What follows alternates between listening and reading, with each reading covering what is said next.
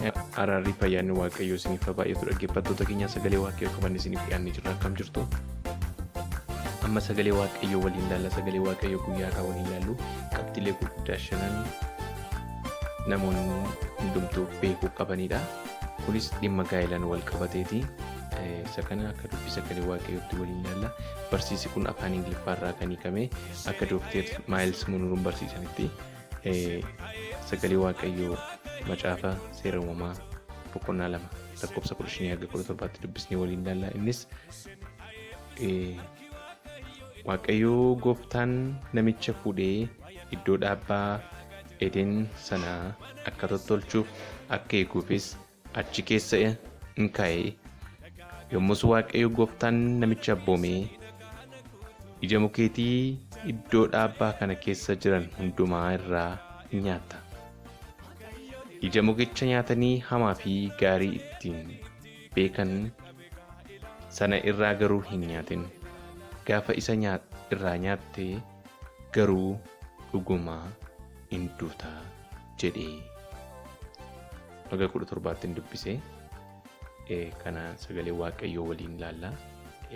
As yoo sagalee amma dubbifame ilaaltan qabxiilee gurguddaa 5tu keessa jira. Qabxiilee tokkoffaatuun jalqabeen fuuldura YouTube chaanalii keenya subscribe gochuun akka nu deeggartan isin gaafanna. Kana cinaan immoo sagalee Waaqayyoo walii wajjin barsiisuu keessatti akka qooda fudhataniif viidiyoo kana share gochuudhaan hiriyoota biraa qaqqabsiisaa. Qabxii tokkoffaan namoonni hundumtuu beekuu qaban inni jalqabaa namichi Eden keessa kaawwame. Eden iddoo argama Waaqayyooti. Eden isheen gaafa Addaam keessa kaa'ame sun lafarraatii biyya akkasii keessa iddoo jedhamu miti. Atoo akkas ta'e arkeolojistoonni barbaadanii argatu. Eden Waaqayyoo Addaamiin keessa kaa'ee argama Waaqayyooti. Kiristaanonni bara har'aa jirrus namoonni bara har'aa jirrus wanti nurraa barbaachisu argama Waaqayyoo keessa jiraachuudha. Dhiironni inni hangafni isinirraa barbaachisu Waaqayyoo wajjin rileeshinii qabaachuudha. Waaqayyoo wajjin tokkummaa qabaachuudha. Dhiirri argama Waaqayyoo keessa yoo jiraate dubartiin argama Waaqayyoo keessatti isaaf dhufti. Hewaan argama Waaqayyoo keessatti gara Addaam dhufte. Kanaaf dubartiin kan isheen gara kee dhuftu obboleessa koo yeroo argama Waaqayyoo keessa jirtu ta'uu qaba. Inni dura si barbaachisuusiin Waaqayyoo wajjin tokkummaa qabaachuudha. Dogoggora tokkotu argama yeroo har'aa. Dubartoonni kiristaanotii yeroo isaan namoota jireenya amantii hin qabne, namoota hin fayyinne, namoota lammaffaan dhalatin Kiristoositti warra hin jirre biyya lafaa keessaa jaallatu. Isa booda namoota sana gara nan amansiisaa, Kiristoosiin nan fudhachiisaa jedhanii gara keessaatti harkisu. Kana gochuu yeroo isaan dadhaban yeroo garaagaraa argina. Kun silumaa dogoggora. Namtichi argama Waaqayyoo keessa sagalee Waaqayyoon nama jiraatu ta'uu qaba. Dubartiin kan isheen dhuftu achitti.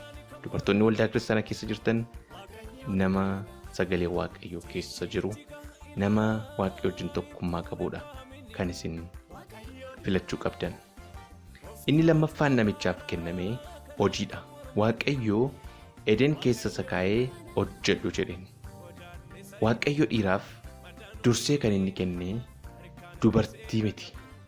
Dursee kan inni namichatti kenne hojiidha. Eden keessa kan hojjetu hojiitu kenname. Wanti hangafni dhiirri barbaaduu qabu hojiidha. Argama Waaqayyoo keessa erga jiraate namichi hojjetaa ta'uu qaba. Jireenya isaa bulchachuuf, maatii isaa bulchachuuf, maatii dhaabbachuuf dhiirri hojjechuu qaba. Hojjetee isa hojjeteen jiraachuuf jiraachisuu dhiira danda'u ta'uu qaba jechuudha. Kanas uumamumaa 2:15-17 gidduutti arganna. Qabxiin sadaffaan bakkuma kana argannu tottolchuudha. Namichatti kan himame bakka dhaabbaa kanaa tottolchii. Tottolchuu jechuun itti kibuu jechuudha. Sirreessuu jechuudha. Tottolchii, sirreessii, bareechii, dandeettii guddisuu kenneef jechuudha. Dandeettii waa miidhagsuu gara barbaadeetti tottolchi ergasiin jedhame akkasii tottolchi ta'a. Tottolcheedheetti kenne. Tottolcheedheen. Kanaaf yeroo baay'ee dhiironni dubartii karaa hundumaa guutuu taate sammuu keessa kaa'atanii yaadaan barbaadu. Dubartii akka sanaa immoo argachuu dhabu. Kan jedhame garuu silumayyuu tottolchii, babbareechii, miidhagsiidha. Namtichi dubartii isee aga tokko sirrii taate fuudheetu miidhagfachuu qaba. Cultivate gochuu qaba. Cultivate jedha Ingiliffisa. Afaan Oromoonsaa tottolchuu jedha. Lachuun isaan bareeda. Tottolchuu, cultivate gochuu, dandeettii guddisuu, miidhagsuu, bareechuu, sirreessuu, jajjabeessuu gahee dhiiraati. Dhiironni fuudhanii waggaa 20-25 wajjin jiraatanii haadha mo'anaa isaanii ceephaan, qeeqan, dadhabina ishee garaagaraa mul'isantu jira. Kun kufaatii isaati malee kufaatii ishee miti. Maaliif? Jabeessuu turre ture, sirreessuu turre ture, hanqina ishee guutuu turre ture. Akka jedhame tottolchuu turre ture. Maaliif? Waaqayyoo tottolchii ittiin jedhe. Obboleessa koo waan tokkotu jira. Macaafa qulqulluu keessatti waa'ee Yesuus irraa fakkeenya tokko argatta. Fakkeenya tokko arganna hundumti keenya. Son 5:25 kaafnee arganna. Waldaa akkatti Kiristoos bareeche. Waldaan haadha manaa isaa erga taate hin bareechate.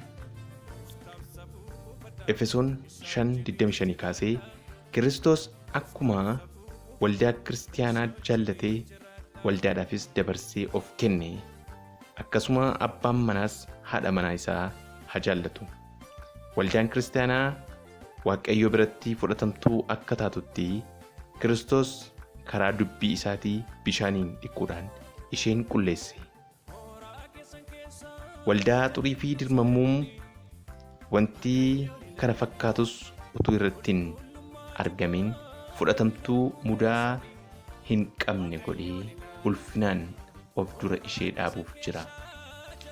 Fakkeenya kanarraati Kiristoos akka haadha manaatti waldaa jaallachuusaa fakkeenya haadha manaaf abbaa manaa akka ta'etti kaasa. Mul'ata keessatti sin argina. Isheen misirrittii taateetu of qopheessiti. Misirrittii kan mudaa malee godhate egaa Kiristoosidha.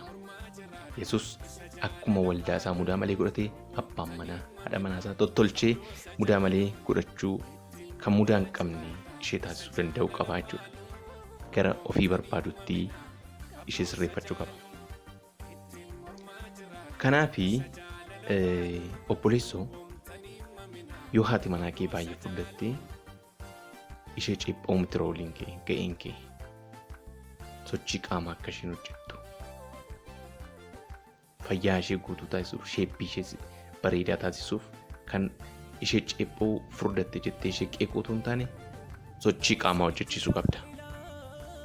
Yoo isheen uffata sirrii hin taane uffatte ta'e uffata qullaa ishee mul'isu uffatti yoo ta'e buutiikii geessitee uffata sirrii bituufiin ga'ee kee. Hawaasa keessatti fudhatama akka isheen qabaattuuf amala ishee sirreessuun walitti dhufeenya isheen nama wajjin qabdu akka isheen sirreeffattu jajjabeessuun karaa agarsiisuun ga'ee keeti. Maaliif Waaqayyoo tottolchii jedhee jaateef abbaa manaa. Tottolchuu darbee qabxii afuraffaan eegi yookaan tiksi jedhame. Dhiirri eegduudha yookaan tikseedha. Maaliif Waaqayyootu eegi? Waaqayyo dhiiraaf lafee fi maashaa gurguddaa kenne. Jabaadha. Dubartoota fiizikaalii yeroo laallu qaamaan gaafa laallu dhiironni dubartootarra jabina qaamaa, bal'ina lafee, maashaa jabaa qabdu. Kun ittiin dubartoota reebuuf, ittiin dubartoota dhaanuuf miti. Ittiin dubartoota tiksuuf yookaan eeguufidha. Protect gochuufidha. Daa'ima ofii ittiin eeguufidha. Kanaaf eegi jedhame. Qabxii inni 5ffaaf inni dhumaa sagalee Waaqayyoo barsiisudha. Waaqayyoo Hewaanitti muka kana hin nyaatinaa jedhee hin dubbanne. Waaqayyoo Addaamiin ija muka kanaa hin nyaatin yoo itti nyaatte hin duutaa. Kanaaf barsiifni Waaqayyoo eenyutti kenname? Addaamitti kenname. Addaam dubbii kanaa Hewaan barsiisuu qaba. Akka isheen raawwattuufis qajeelfama kennuu qaba. Abbaan manaa har'a jirrus warri abbaa manaa ta'uuf deemtanis warri abbaa manaa taatanii jirtanis waan isin beekuu qabdan dubbii sagalee Waaqayyoo beektanii, hubattanii, nyaattanii haadha manaa keessan, daa'ima keessan barsiisuu danda'uu qabdu jechuudha. Yaada qabaachuu qabdu. Mana keessaniif karoora, yaada, mul'ata qabaachuu qabdu. Akka dubbii sagalee Waaqayyootti immoo deemuu qaba. Kun immoo qajeelfama sagalee Waaqayyoodhaa ba'e ta'uu qaba. Al tokko tokko dubartoonni dhiirota yeroo isaan gaafatan kana maal goonuu jedhanii abbaa manaa isaanii gaafatu yookaan hiriyaa isaanii gaafatu. Dhiironni ati maal yaadde jedhanii gaafatti deebisan dubartoonni frustrate ta'u. Yaadi isaanii yeroo kana humna dhaba, abdii dhaba. Garatti goranna wallaalu. Dhiironni yeroo dubartoonni maal goonuu jedhanii gaafatan yaada kennuu qabu, qajeelfama kennuu qabu, kallattii agarsiisuu qabu jechuudha. Akka kanatti of qopheessuu qabu warri dhiirotaa. Obboleessa koo beekumsa gahaa dubbii sagalee Waaqayyoo irraa dhufe qabaachuu qabda. Kana immoo haadha manaa kee barsiisuu danda'uu qabda. Barsiisaa ta'uu qabda haadha manaa keef. Daa'ima keef barsiisaa ta'uu qabdaati. Mana keetti barsiisaa ta'uu qabda. Namni hundumtuu, abbaan manaa hundumtuu mana isaatti ga'ee barsiisaa qabaachuu qaba. Dubbii sagalee Waaqayyoo hiruu danda'uu fi qaba maatii isaaf. Maatii isaa wajjin yeroo qayyabannaa macaafa qulqulluu qabaachuu qaba. Qabxiin kun 5 akka amma waliin ilaallee murteessoodha. Fiiguu miti dhiironni. Of qopheessuu qabu. Isa kana 5 irratti of qopheessuu qabu. Dubartoonni immoo isa kana 5 ilaallachuu qabu. Maal jedhaa yoo itti fufnee dubbisne lakkoofsa 18 irraati immoo ergasii Waaqayyo Gooftaan namichi kophaa isaa ta'uun gaarii miti. Kan akka isaatii kan isa gargaartu ani isaaf nan tolcha jedhee. Hedha lakkoofsi 18. Erga maal ta'e? Erga namichi Eden keessa kaa'amee booda. Erga maal ta'e? Qabxii 2ffaa erga namichi hojiin itti kennamee booda. Erga maal ta'e? 3ffaan tottolchuu erga itti kennamee booda. Inni 4ffaan eeguuf tiksuu danda'uun erga itti kennamee booda. Inni 5ffaan barsiisi sagalee Waaqayyoo erga itti kenname. Muka kanarraa nyaatiin erga itti hin jedhamee booda. Kun erga godhamee booda namichi kun qofaa ta'uun gaarii miti jedhame. Namichi inni barsiisuu hin dandeenye, inni eeguu hin dandeenye, inni tottolchuuf qophii hin taane, inni hojii hin qabne, nyaachisuu kan hin dandeenye, maatii isaaf waan barbaachisu provide gochuu hin dandeenye. Argama Waaqayyoo keessa kan hin jirre garuu qofaasaa ta'uun gaariidha. Maaliif galagaltoota jalqabaataa jechuudha. Kanaaf yaa obboleettii koo abbaa manaa barbaadaa jirtaa? Nama gaa'elaaf sii ta'uu barbaaduutu jirtaa? Qabxiilee kana ilaali. Argama Waaqayyoo keessa jira. Waaqayyoo wajjin quunnamtii qaba. Inni itti ilaalaa jirtu. Namichatti filachuu barbaadde hojii qaba.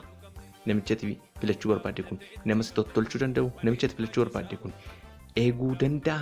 Protectii gochuu danda'a. Namichatti filachuuf yaada kee qabdu kun si barsiisuu danda'a. Dubbii sagalee Waaqayyoo of keessaa qaba. Kana ilaali. Qabxiileen kun 5 isin akka fayyadan nan amana. Obboleessa koo atis qabxiilee kana shanan akka guuttoof ilaali. Hundumti keessan Waaqayyo isin haa eebbisu. Miidiyaan keenya guyyaa bira sagalee Waaqayyoo qabatee isiniif dhiyaata. Ammas subscribe gochuun akka nu deeggartan isin gaafanna. Dubbiin sagalee Waaqayyoo kun immoo namoota kan biraa bira akka ga'uuf share godhaa. Eebbifamaa. Nagaan tura.